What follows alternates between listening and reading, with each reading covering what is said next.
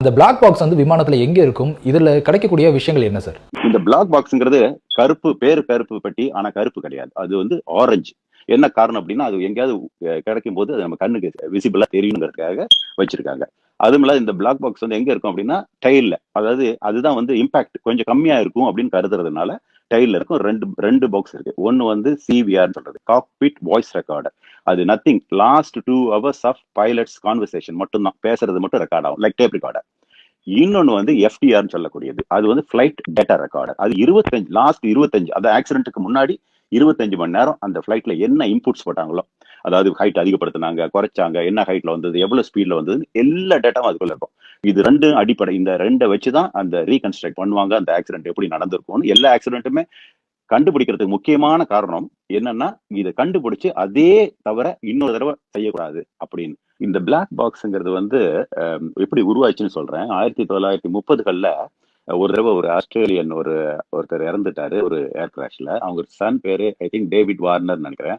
அவருக்கு வந்து ரொம்ப அவரால அத ஏத்துக்க முடியல. ஏன்னா அப்பா இறந்திருக்காரு. அந்த கடைசி மொமெண்ட்ஸ் எதனால இறந்தது? எதனால இந்த ஆக்சிடென்ட் ஆச்சுங்கிறது தெரியல. அப்ப இது எப்படிங்கும்போது அவர் தான் வந்து அதுக்கு விதை போட்டவர்ன்னு சொல்லலாம். இந்த மாதிரி ஒரு பிளாக் பாக்ஸ்ங்கிற ஒரு கான்செப்ட். ஆனா அதுக்கு பிறகு நடைமுறையில வரல.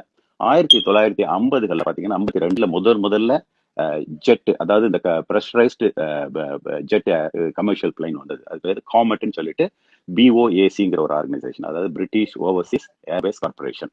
இதுதான் முதல்ல ஜெட் ஏர்வேஸ் விட்டது. அதுக்கு முதல்ல பாத்தீங்கன்னா பிஸ்டன் இன்ஜின், நம்ம கார்லாம் இருக்கிற மாதிரி பிஸ்டன் இன்ஜின் ஸ்லோவா தான் போகும். அது வந்து இது இருக்காது, உள்ள வந்து ப்ரெஷரைசேஷன் இருக்காது. அப்போ உங்களுக்கு ஸ்பீட் எல்லாம் இருக்காது.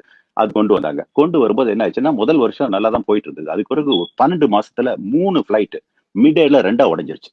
இது பெரிய புதிரா போயிடுச்சு. இது வந்து எவ்வளவோ அவங்க ரீகன்ஸ்ட்ரக்ட் பண்ணி பார்த்தாங்க, கண்டுபிடிக்க முடியல. என்ன காரணம்னு சொல்லிட்டு பண்ண முடியல. அப்புறம் கடைசியா கண்டுபிடிச்சாங்க. என்ன காரணம் அப்படின்னா, மெட்டல் ஃபெட்டிக் அப்படிங்கிறாங்க. அதாவது ஒவ்வொரு தடவையும் மேல வந்து அது 35,000 அடியில 40,000 அடி பறக்கும்போது உள்ள வந்து ப்ரெஷரைஸ் ஏர் அப்படின்னா என்னன்னா, ஒரு 7,000 8,000 அடியில எவ்வளவு ப்ரெஷர் இருக்குமோ அந்த ப்ரெஷரை 40,000 அடியில கொண்டு போவோம். அந்த அதே ப்ரெஷர் உள்ள இருக்கும்.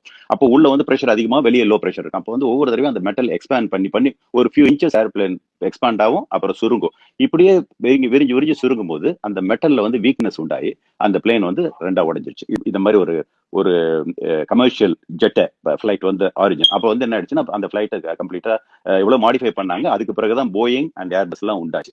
இதை வந்து இந்த ப்ராப்ளத்தை அவங்க ஃபிக்ஸ் பண்ணாங்க. எப்படி ஃபிக்ஸ் பண்ண முடிஞ்சது அப்படின்னா, அதுக்கு பிறகுதான் அந்த அந்த நீடு வந்தது. இது எப்படி நடந்திருக்கும், அந்த கடைசி மூமெண்ட்ஸ் என்ன, பைலட்டோட ஆக்ஷனால ஏதாவது ஆயிடுச்சு அப்படின்னு பாக்குறதுக்கு நீடு வந்தது. அப்ப 1950கள் இது டெவலப் ஆகி 60கள்ல தான் இது இம்ப்ளிமெண்ட் ஆச்சு. இப்போ ஒரு 5,700 கிலோகிராம் வெயிட் உள்ள டர்போ பிளைனும் 25,000 கிலோகிராம் மேல இருக்கிற பிஸ்டன் பிளைனும் பேசஞ்சர் எடுத்துட்டு போனா கண்டிப்பா அந்த பிளாக் பாக்ஸ் வச்சுதான் கொண்டு போகணும்.